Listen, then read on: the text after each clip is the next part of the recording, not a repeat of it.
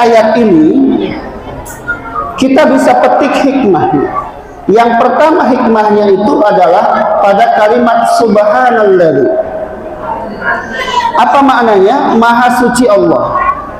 Jadi perjalanan Isra dan Mi'raj ini adalah mukjizat yang Allah Subhanahu wa taala hadirkan bagi kita terhadap Rasulullah SAW. Itu yang pertama. Dan ini menjadi penting bagi kita kemudian mensucikan hanya kepada Allah Subhanahu wa taala. Pelajaran yang bisa kita ambil itu adalah at-tanzih illallah. Bahwa kita hanya mensucikan Allah Subhanahu wa taala. Tidak ada zat yang pantas kita sucikan. Warahmatullahi wabarakatuh. Bismillah, masya Allah, la yasukul khaira illallah. Bismillah, masya Allah, la yusrifus su'a. Assalamualaikum warahmatullahi wabarakatuh.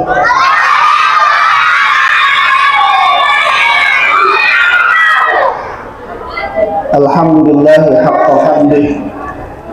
Asyhadu an la ilaha illallah wahdahu la syarika lahu wa asyhadu anna Muhammadan abduhu wa rasuluh haqqa syukrih.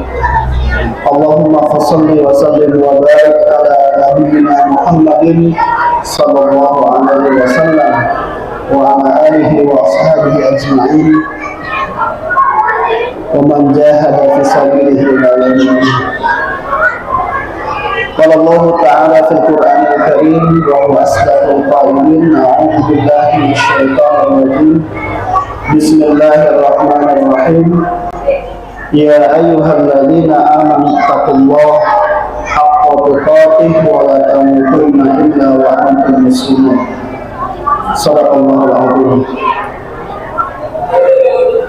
Yang kami muliakan para asatidz, para alim ulama, yang kami muliakan pengurus Masjid Al-Hikmah dan segenap jajarannya, yang kami muliakan pengurus warga mulai dari RW hingga RT dan jajarannya, serta para jamaah, bapak ibu, para remaja, anak-anakku yang insyaallah dirahmati oleh Allah Subhanahu wa taala. Bersyukur kita kepada Allah Subhanahu wa taala di kesempatan malam yang mulia ini kita sama-sama dapat berjumpa, bermuajahah, bertemu dalam rangka satu hal yang insyaallah diridhai oleh Allah Subhanahu wa taala. Bersalawat kita kepada Rasulullah SAW, kepada keluarganya, para sahabatnya, kepada para umatnya yang senantiasa insyaallah istiqamah di jalannya hingga yaumil qiyamah. Bapak Ibu rahimakumullah, hadirin yang insyaallah dirahmati oleh Allah Subhanahu wa taala. Pada kesempatan ini kita akan berbicara tentang hikmah dari Isra dan Mi'raj dan kemudian sedikit tarhib Ramadan. Ini udah jam 9:05. Yang paling sepuh kira-kira siapa ini? Biasa tidur jam berapa Bapak? Udah lumayan malam ya. Semoga nggak lama ya, tapi bisa kita ambil hikmah yang saya sampaikan insyaallah. Ibu-ibu, kedengaran Bu? Kedengaran insyaallah. Saya coba bacakan firman Allah Subhanahu wa taala di dalam surat Al-Isra.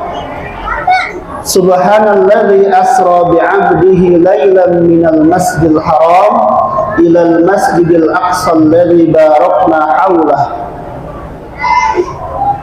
alladzi barakna haulahu min ayatina innahu huwas sami'ul basir. Hadirin rahimakumullah, di dalam ayat ini kalau kita perhatikan ada hikmah yang bisa kita ambil.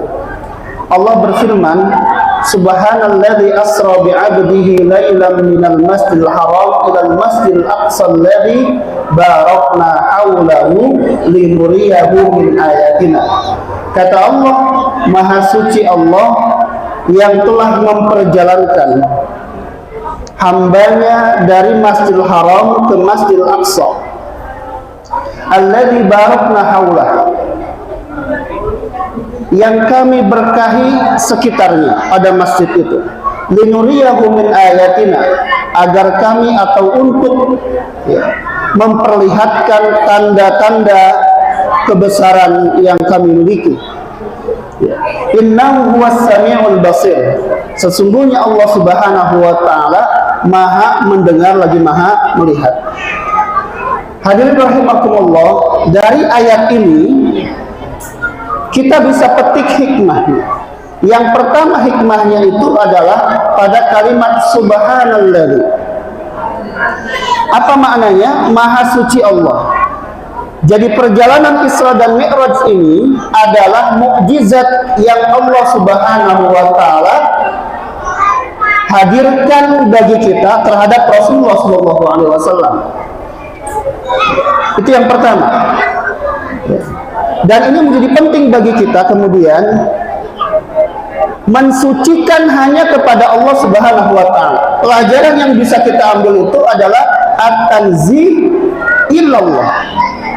Bahwa kita hanya mensucikan Allah Subhanahu wa taala. Tidak ada zat yang pantas kita sucikan kecuali hanya zat Allah Subhanahu wa taala. Maka ketika kita melihat tanda-tanda kebesaran Allah Subhanahu wa taala, apalagi itu berbentuk mukjizat dari Allah Subhanahu wa taala, kalimat yang muncul pada kita itu adalah kalimat subhanallah. Maha suci Allah. Kita ini juga bagian dari kebesaran Allah. Manusia juga bagian dari kebesaran Allah Subhanahu wa taala. Ketika kita melihat mata kita, ketika kita melihat hidung kita dengan begitu sempurnanya misalkan, ketika kita melihat anggota tubuh kita dengan sebaik-baiknya ini, alladzi khalaqa fasawwa, Allah Subhanahu wa taala menciptakan kita, fasawwaka wa fa'adalak. Allah menciptakan kita itu dalam kondisi yang sangat sempurna. Coba bayangkan, kalau struktur tubuh kita ini yang Allah ciptakan, posisinya mata bukan di depan, bisa dibayangkan. Telinga kita bukan di pinggir misalkan atau di samping, bisa dibayangkan. Hidung kita bukan ke bawah tapi ke atas. Dan ini yang hanya bisa melakukannya atau menciptakannya hanya Allah Subhanahu wa taala. Jadi hikmah kita terhadap perjalanan Isra dan Mi'raj ini adalah pertama, kita menganggap bahwa ini adalah mukjizat, dan makna dari mukjizat itu adalah amrun khariqun bil adah. Sesuatu yang tidak mungkin dilakukan oleh manusia. Makanya nanti pada redaksi ayatnya Allah mengatakan, alladzi asra bi'abdihi. Adik-adik bisa dengar? Bisa dengar? Ya. Makanya Allah Subhanahu wa taala pada ayat mengatakan allazi asra bi'abdihi. Ya. Sebelum saya menyampaikan tentang asra, maka pada ayat itu Allah mengatakan kata bi'abdihi. Ya.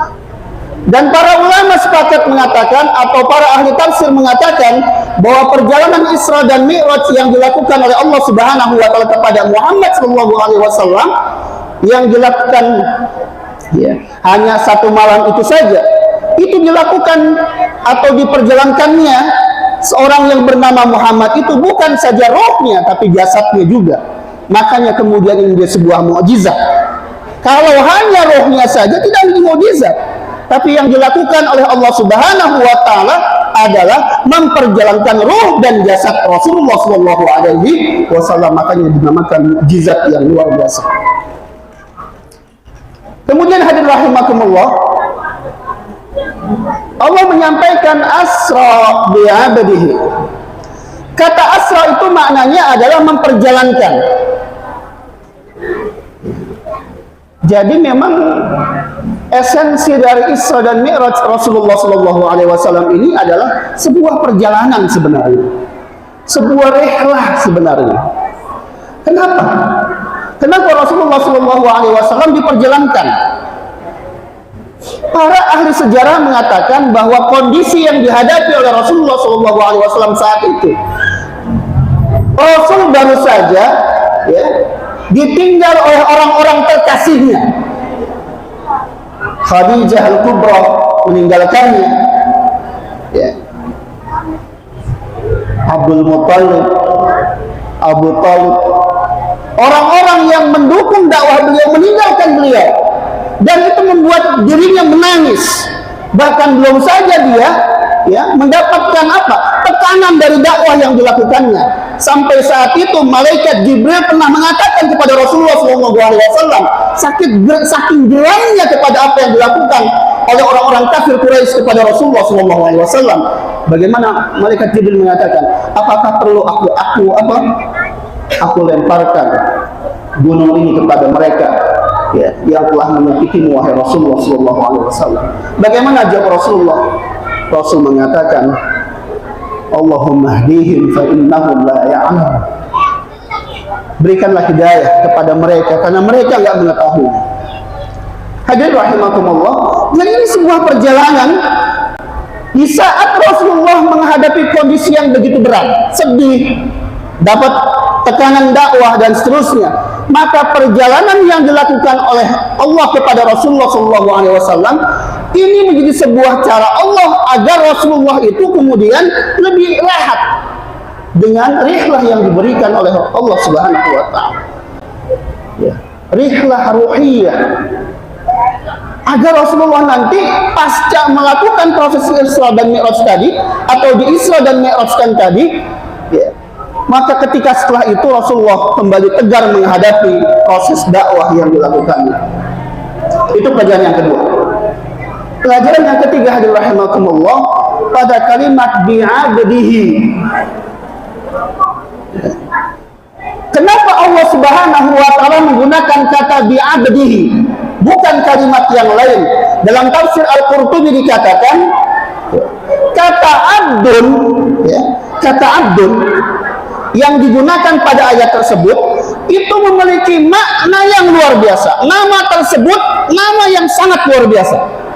Ya, karenanya misalkan Rasulullah pernah mengatakan dalam satu hadisnya bahwa nama yang paling terbagus itu adalah Abdurrahman, Abdullah, gitu kan? Pernah dengar hadis itu ya? Nama yang bagus itu Abdullah, hamba Allah, Abdurrahman.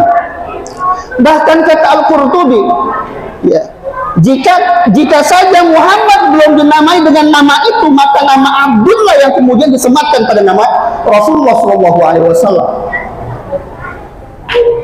Ya.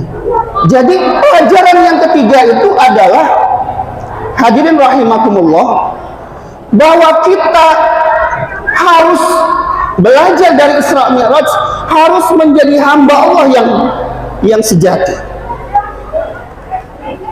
Ada seorang ulama tafsir mengaitkan, ya, kenapa kata abdun disebutkan di sana, ya, mengaitkan ayat ini dengan, atau surat ini dengan surat sebelumnya.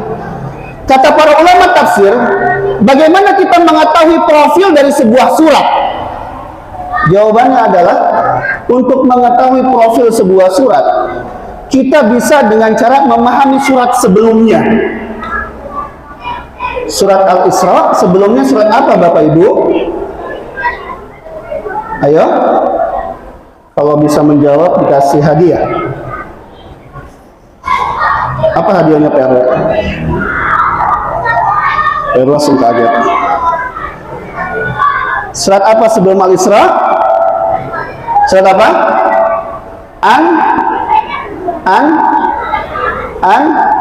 Nggak kedengeran? Bu, surat apa Bu? An-Nahl. Surat sebelum Al-Isra itu surat An-Nahl. Apa artinya? Lebah. Lebah. Kata seorang ulama mengatakan, Kalau kita mau mengetahui profil ya, sebuah surat, itu lihat surat sebelumnya. Ini yang disebut dengan munasabatus suwar, mengaitkan satu surat dengan surat yang lain. Ya. Kata abdun, orang dapat menjadi hamba, ya.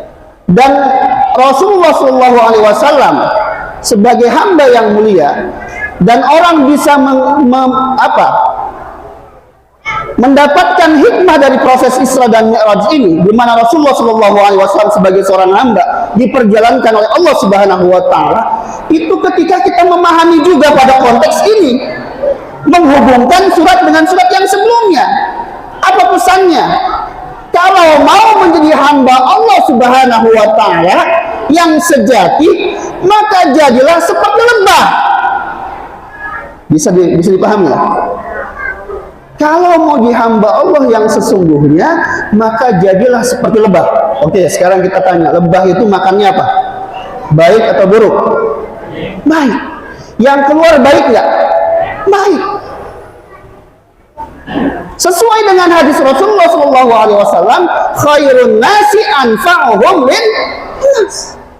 Bahwa manusia yang terbaik di hadapan Allah Subhanahu wa Ta'ala itu adalah yang paling bermanfaat bagi manusia di sekitarnya. Menjadi RW bermanfaat, menjadi RT bermanfaat, menjadi ketua DKM bermanfaat, atau kita bermanfaat dengan apa yang kita bisa, apapun itu. Dan jangan sebaliknya menjadi apa? Mudorot, memberikan mudorot bagi sekitar kita. Kalau kita mau dihamba Allah yang sesungguhnya, ya, itu pelajaran yang pertama dari kata abdun. Pelajaran yang kedua dari kata abdun, hadirin rahimakumullah, ada seorang ulama, beliau pernah mengatakan begini, ya, inti daripada akhlak itu adalah baiknya hubungan seseorang kepada Allah dalam hubungan yang sifatnya vertikal, yaitu adalah salatnya.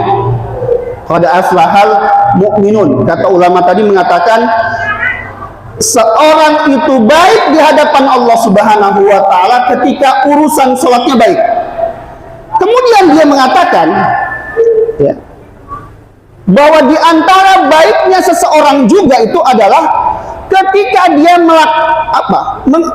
mengamalkan satu firman Allah dalam Al-Quran surat Al-Furqan, wa ibadur rahmanil ladzina yamshuna 'alal ardi hauna wa idza khatabahumul jahiluna qalu salama. Apa kata Allah? Hamba Allah itu adalah ketika dia berjalan di muka bumi, dia nggak sombong. Ya, jadi hamba yang baik itu adalah orangnya nggak sombong. Ya. Jadi kalau kita mau disebut abdun sama Allah, ya, kita mau disebut hamba sama Allah, saking sayangnya Allah kepada kita nih, sampai kita datang kepada Allah dengan maksiat yang banyak saja, Allah masih mengatakan, kul ya ibadiyalladzina asrafu ala anfusihim, wahai hamba-hamba Allah. Ya. Kita sudah datang dengan maksiat, Allah masih panggil kita dengan hamba-hambanya. Makanya hadirin rahimakumullah, kata surat Al-Furqan tadi, kalau mau jadi hamba Allah, ini pelajaran yang ketiga dari surat Al-Isra tadi, ayat yang pertama. Kalau mau jadi hamba Allah itu jangan sombong. Ya. Apapun aksesoris yang Allah berikan kepada kita, jangan membuat kita sombong. Ketampanan kita jangan sombong. Harta kita jangan kamu jadi sombong. Pangkat yang Allah berikan jangan membuat kamu jadi sombong. Gelar yang Allah berikan kepadamu jangan membuat kamu jadi sombong. Yamshuna 'alal ardi hauna. Ini pelajaran. Ya. Kalau kita nanti berbicara pada konteks kita bisa mi'raj dengan sholat, ya, karena nanti pelajaran yang lain tentang Isra Mi'raj itu adalah sholat sebagai mi'rajnya orang-orang yang beriman. Artinya orang bisa tunduk kepada Allah, di mana sholat kita sujud kepada Allah, rukuk kepada Allah Subhanahu wa Ta'ala. Orang mampu mengamal orang itu dengan sebaik-baiknya dalam sholatnya ataukah di luar sholatnya, dia bisa begitu mengamalkan prinsip-prinsip sholat di luar ibadah sholatnya dalam kehidupan sehari-hari ketika dia nggak sombong. Susah Pak, Bu. Kalau kita sombong itu susah. Karena sifat sombong itu dua hal. Yang pertama itu adalah menolak kebenaran. Orang kalau udah sombong nggak mau dengar kebenaran. Makanya pada ayat ini pun ada kalimat as-sami'. Dalam sifat orang yang beriman disebutkan dalam surat Al-Baqarah, qalu sami'na wa ata'na. Jadi memang sifat hamba yang mulia itu pertama itu mau dengar orang. Makanya Allah sebutkan as-sami'. Orang kalau udah nggak mau dengar kebaikan dari orang lain susah untuk benar. Yang kedua sifat sombong, meremehkan orang lain. Yang pertama menolak kebenaran, yang kedua meremehkan orang lain. Udah tahu. Mana kemarin sore. Orang lain dapat kebaikan iri. Paling itu juga boleh ngutang. Itu juga paling boleh. Datang ke masjid orang diremehin. Tumben ke masjid. Orang mau ke masjid sudah bagus, masih dibilang tumben sama dia. Tumben kamu ke masjid. Mana aja kemarin? Remehin orang lain. Seakan-akan dirinya yang paling benar. Seakan-akan dirinya yang paling bertakwa di hadapan Allah Subhanahu wa Ta'ala. Padahal persoalan takwa itu di sini, bukan pada sisi-sisi luarnya. Hadirin rahimakumullah. Belajar dari surat Al-Furqan tadi, dari kata bi'abdihi, di hamba yang mulia. Selain kita nggak sombong, bahkan disebutkan pada ayat itu, alladzi khatabahumul jahiluna qalu salama. Bahkan ketika dia berinteraksi dengan orang yang lebih low di bawah dia, orang lebih rendah di bawah dia, miskin, lebih miskin, pengetahuannya lebih tidak baik misalkan, dan seterusnya. Khatabahumul jahiluna qalu salama. Di situ disebutkan jahilun, orang awam, orang nggak paham, lebih rendah secara intelektual daripada dia. Tapi kalimat yang muncul kepada orang-orang tersebut, qalu salama. Kalimat yang apa? Salama itu artinya apa? Apa salama? Islam itu artinya apa? Menyelamatkan. Itu seorang muslim. Man salimal muslimuna min lisanihi wa yadihi. Lisannya selamat bagi orang lain, tangannya selamat bagi orang lain, bukan orang yang tinggal dengannya, siapapun dia, kemudian merasa nggak nyaman dengan keberadaan. Ini bukan muslim namanya. Itu pelajaran yang bisa kita ambil dari kalimat bi'abdihi ini. Kemudian bi'abdihi minal masjidil haram ilal masjidil aqsa alladzi barakna haulah. Pelajaran keempat, minal masjidil harami ilal masjidil aqsa alladzi barakna haulah.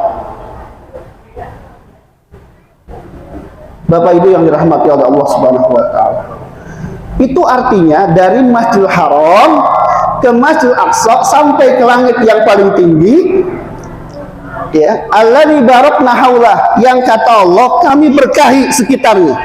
Masjid Haram, Masjid Aqsa kami berkahi. Pesan dari proses Isra dan Mi'raj itu kan sebenarnya bukan pada dua tempat tersebut, Masjid Haram dan Masjid Aqsa, bukan pada tempat itu. Tapi ketika Allah memi'rajkan Rasulullah SAW, maka kemudian hadirlah kado terindah pada kita semuanya yang kemudian disyariatkan sholat. Ini pesannya. Tapi kenapa Allah Subhanahu wa Ta'ala menyampaikannya dengan kalimat minal masjidil haram ilal masjidil aqsa alladzi barakna haulah? Allah mau menyampaikan kepada kita semuanya, Bapak Ibu rahimakumullah,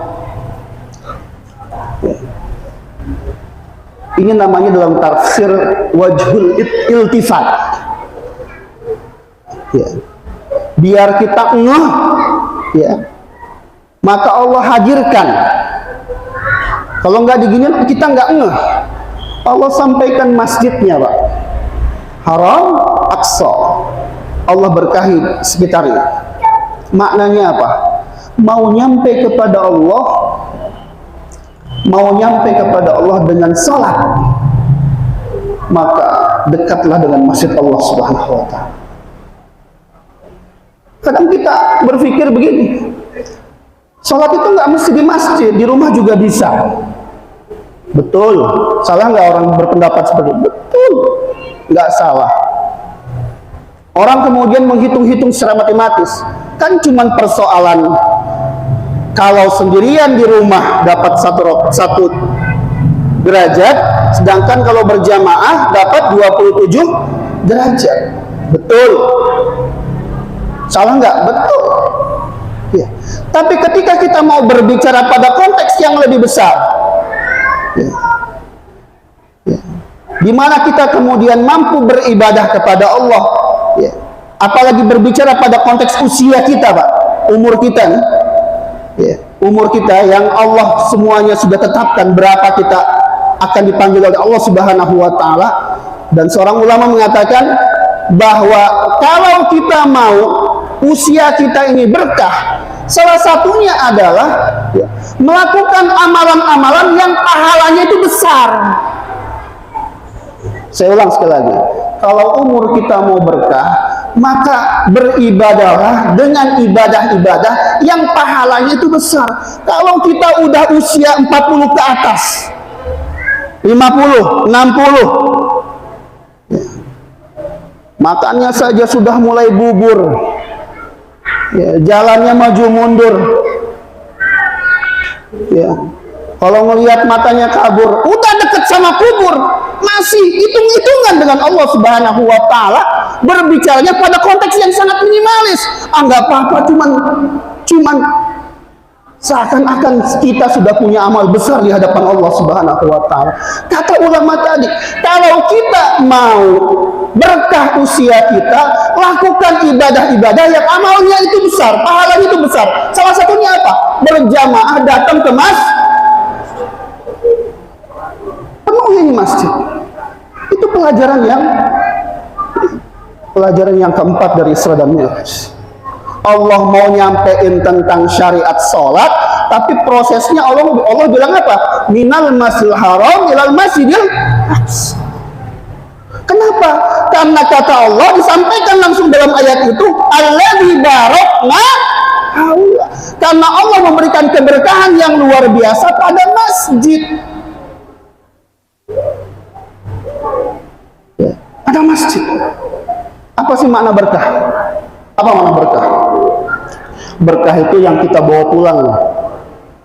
Itu berkat, Pak. Bukan berkah itu. Bisa juga dibilang berkah, karena ada kebaikan di sana. Berkah itu artinya bertambahnya kebaikan-kebaikan. Izdiyadul khair. Ya. Makanya orang yang berangkat ke masjid, ya, sampai subuh, kita bicara subuh saja. Bicara subuh saja. Itu luar biasa. Ya. Walaupun al-fakir kadang-kadang belum bisa istiqomah, gitu ya. Telat gitu ya. Tapi kita coba berupaya. Disebutkan dalam hadis, orang yang dapat takbir imam selama 40 hari, orang yang dapat takbir imam selama 40 hari di waktu subuh, terhindar dari dua hal. Yang pertama, terhindar dari sifat munafik.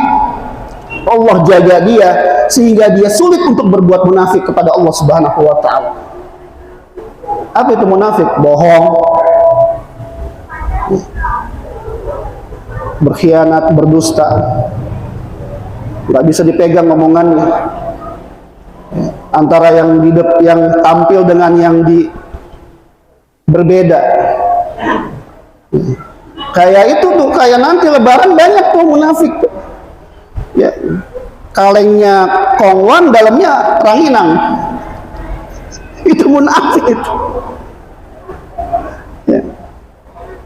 Pertama, dihindarkan dari sifat munafik. Yang kedua, dihindarkan dari api neraka. Dan Rasulullah SAW berdoa kepada hambanya dengan kalimat Allahumma barik li ummati fi bukuriha. Ya Allah, berkahilah umatku di waktu paginya. Orang tua dulu bilang gimana? Bangun jangan kesiangan, nanti dipatok ayam. Ibu, saya mengingatkan kepada istri saya hadir di tengah-tengah kita semuanya. Kalau kita mau berbicara pada hal yang hubungannya dengan mendidik anak, mulai dari bangun subuhnya diperhatikan. Para ulama sampai seperti itu. Imam Ahmad Ibnu Hanbal, saking ibunya mau penghafal Al-Quran, ibunya sampai bangun malam-malam. Baghdad saat itu dingin, sampai kemudian dimandikan dengan air panas. Saking mau ibunya itu, anaknya ini penghafal Quran. Usia 10 tahun sudah hafal Quran. Dibangunkan mulai pagi. Bahkan di Inggris, di buku-buku mereka tertulis, ya, buku-buku mereka itu tertulis di covernya itu, cover depan atau cover belakang, tertulis kalimat begini, early morning and get up morning. Bangun lebih awal atau bangun pagi. Itu prinsip Islam, Pak. Bukan prinsip orang-orang barat, tapi digunakan oleh mereka karena mereka sadar dan tahu bahwasanya ketika seorang muslim atau seorang anak mulai dari bangunnya sudah bagus, maka bagus semuanya. Ibu, bapak mau menyampaikan nilai-nilai kebaikan pada anak kita, itu menjadi mudah ketika mulai dari bangun paginya. Hadirin rahimakumullah.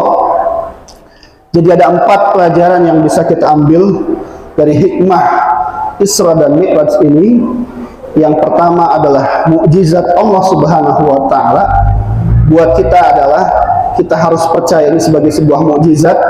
Bahkan Abu Bakar Siddiq, ya, karena dia percaya dengan apa yang sudah, ya, disampaikan oleh Rasulullah SAW, dia digelari sebagai As-Siddiq, orang yang mempercayai Rasulullah SAW, atau orang yang membenarkan keimanannya. Yang kedua, yang rahimakumullah, pelajaran yang kedua adalah yang perlu diperjalankan oleh kita bukan saja perjalanan yang sifatnya fisik, tapi rohani juga. Maka kalau kita mau baik rohaninya, sering-seringlah ketemu Allah Subhanahu wa taala. Begitu kira-kira. Pelajaran yang ketiga, ya, dari kalimat, ya, bi'abdihi, jadilah hamba Allah. Mulai dari jangan sombong kita kepada siapapun, apalagi kepada Allah. Gara-gara ada kesombongan yang sedikit dalam hati kita, surga nggak akan pantas buat kita semua. Ya, jangan pernah meremehkan orang lain. Jangan pernah meremehkan pasangan kita. Jangan pernah meremehkan anak kita. Kita mulai dari tempat yang paling kecil. Siapapun dia adalah hamba Allah seperti kita, ya, dan kita nggak boleh merasa kita lebih baik dari mereka. Ya. Jadi hamba Allah juga adalah dengan cara, ya, semakin dekat dengan Allah Subhanahu wa taala. Yang terakhir, yang keempat, pelajaran keempat itu adalah semoga dengan Isra dan Mi'raj ini kita bisa mi'raj dengan sholat kita. Ya, kita bisa mi'raj dengan sholat kita. Ya, dengan cara apa? Semakin dekat dengan masjid Allah Subhanahu wa taala. Ya, semoga habis Isra Mi'raj ini jangan semakin jauh dengan masjid, semakin dekat dengan masjid. Makmurkan masjid, dekatlah dengan masjid Allah Subhanahu wa taala. Nah, terakhir terkait dengan tarhib Ramadan, ya. Kita masih di bulan Sya'ban. Ya. Kita kemarin sebagian kaum muslimin di malam nisfu Sya'ban kemarin banyak yang menghidupkan malam-malam itu, ya, dengan ibadah kepada Allah Subhanahu wa taala. Ya. Nah, berarti kita sudah masuk malam yang keberapa sekarang? Malam keberapa sekarang? 16 ya? Apa 17? 17. Kita sudah masuk malam yang ke-17. Kemungkinannya tahun ini Ramadannya itu akan berbeda. Ada perbedaan maksudnya di antara kaum muslimin. Ada yang tanggal 2, ada yang tanggal 3. Nanti tinggal lihat isbatnya. Ya.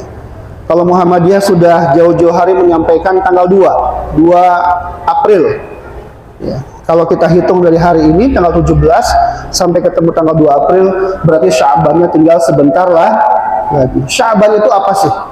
Kata para ulama, Sya'ban itu adalah bulan di mana kita mempersiapkan diri untuk masuk Ramadan. Jadi jangan disia-siakan. Ya. Bahkan ada seorang ulama mengatakan begini, kalau orang mau kita lihat bagaimana kualitas dia di bulan Ramadan dengan ibadah-ibadah yang terbaik, lihat di bulan Sya'bannya. Sya'bannya dia benar nggak?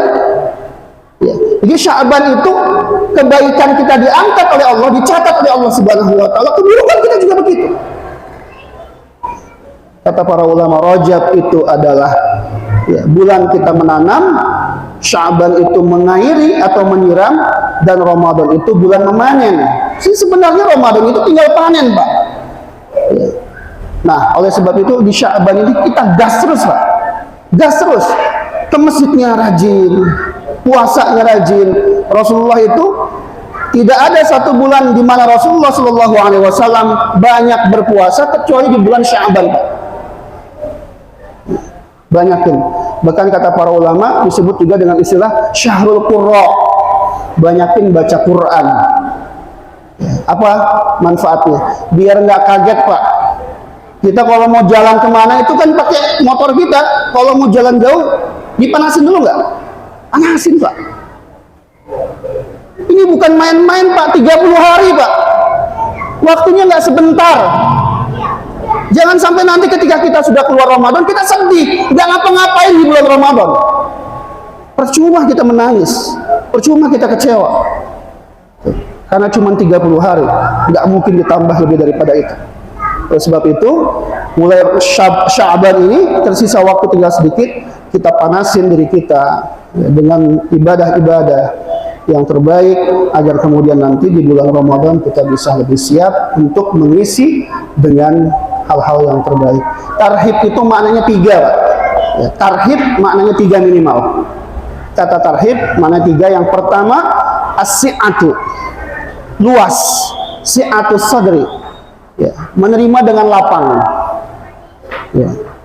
Yang kedua, itu maknanya adalah al-ihya bil a'mal as-salihah, mengisi dengan amal-amal yang baik. Ya, makanya kita isi dengan amal-amal yang positif. Kita kuatkan ruhiyah kita kuatkan ibadah kita di bulan Sya'ban ini sehingga nanti masuk bulan Ramadan jauh lebih baik. Yang ketiga, al-istiqbal bis-surur, menerima bulan Ramadan ini atau tamu yang mulia dengan senang. Bahkan beredar kan satu hadis, ya, man fariha bidukhulil Ramadan, ya, kita sering dengar hadis itu.